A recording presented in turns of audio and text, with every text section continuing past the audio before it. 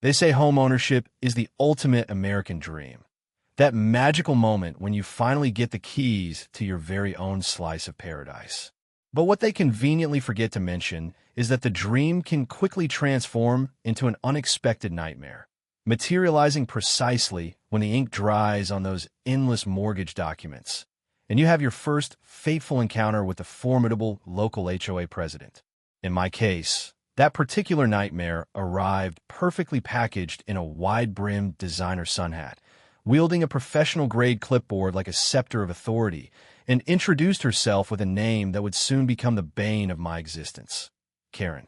After what felt like an eternity of grueling 14-hour workdays, multiple entrepreneurial side ventures that left my chiropractor both concerned and wealthy, and a coffee consumption habit that my primary care physician now officially documents as deeply concerning, bordering on professionally interesting, I finally achieved the seemingly impossible. I purchased my dream home. And there, nestled in the meticulously landscaped backyard like a gleaming sapphire, sat the absolute pinnacle of luxury.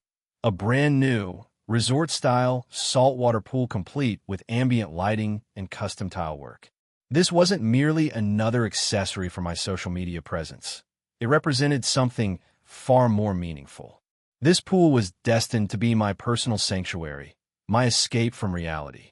I spent countless hours imagining serene weekend afternoons floating aimlessly, peaceful midnight swims under a canopy of stars, and precious moments of solitude away from the chaos of everyday life. Enter Karen. She wasn't just any HOA president. She was the HOA president, the type who viewed our entire residential community as her own personal fiefdom, complete with self-imposed rules and regulations. From the very moment her eagle eyes spotted my newly installed pool, I could practically see the wheels turning in her head. She definitely had plans.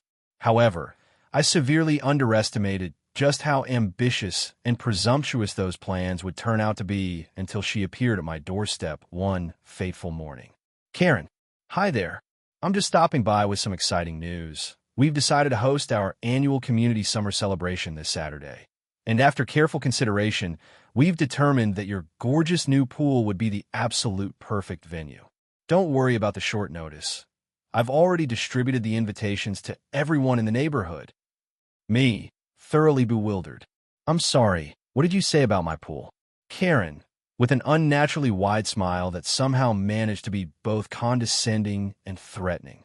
Oh, please don't concern yourself with the details. The HOA will handle all the refreshments and snacks. We just need you to ensure the pool gate is unlocked by 10 a.m. sharp. Oh, and naturally, we'll need access to your ground floor bathroom. You might want to stock up on extra toilet paper, paper towels, and hand soap. Reader, I want you to know that I quite literally inhaled my morning protein smoothie in shock. Maintaining every ounce of composure I could muster, I delivered a response that was equal parts diplomatic and resolute. I explained that my pool was strictly private property and that I had absolutely no intention of transforming my backyard into the neighborhood's impromptu water park, complete with lifeguard duties and concession stand responsibilities. The artificial brightness of her smile vanished so quickly it was as if someone had flipped an internal switch. Karen, well, I see you're going to be one of those difficult neighbors. I suppose I'll have no choice but to escalate this matter to the board.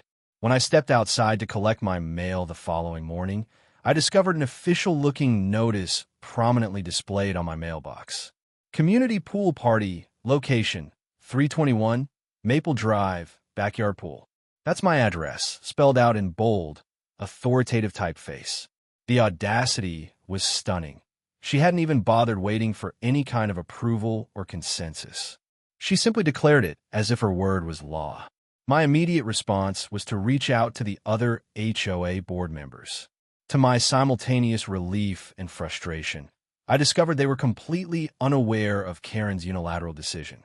She had taken it upon herself to act independently, fashioning herself as some sort of self-appointed sovereign of summer entertainment. At this point, I realized diplomatic solutions were no longer viable. The time had come for more creative problem-solving.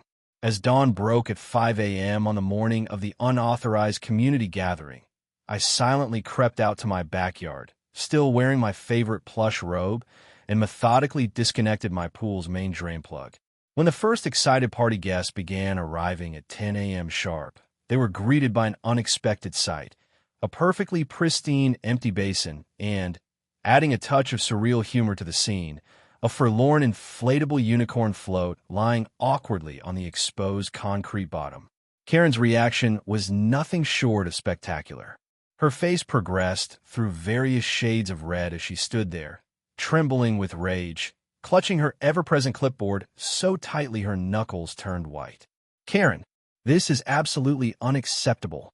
You've completely destroyed the entire event." "Me? Oh, you mean the unauthorized gathering that I explicitly declined to host? That particular event?" In what can only be described as a peak Karen moment, she actually summoned law enforcement. When the officers arrived, I provided them with a clear, concise explanation of the situation. The pool was private property. I had never given permission for its use. The party was organized without my consent. And yes, I had removed the drain plug, causing no permanent damage and creating no safety hazards. The responding officers surveyed the scene, their gazes moving from Karen's indignant expression to my calm demeanor, before finally settling on the sad unicorn float at the bottom of the empty pool. "Officer, ma'am, I regret to inform you that draining one's own pool does not constitute a criminal offense. This appears to be a civil matter at best." Karen's response was to unleash a torrent of threats about impending legal action and property values, punctuating her retreat with dire warnings about bylaw violations and accusations of betraying the spirit of community living. ####. In the weeks that followed, I discovered I had inadvertently become something of a neighborhood folk hero. It turned out that numerous residents had been silently enduring Karen's increasingly autocratic approach to HOA leadership. My favorite response came from the elderly couple 3 doors down, who discreetly delivered a plate of homemade chocolate chip cookies along with a conspiratorial whisper: "Asterisk, we've been waiting years for someone to stand up to her. Thank you for draining the beast." Asterisk. To commemorate the occasion and prevent future misunderstandings, I installed a tasteful but unmistakably clear sign near the pool area: "Private property, not a community aquatic center." And yes, Karen, this means you.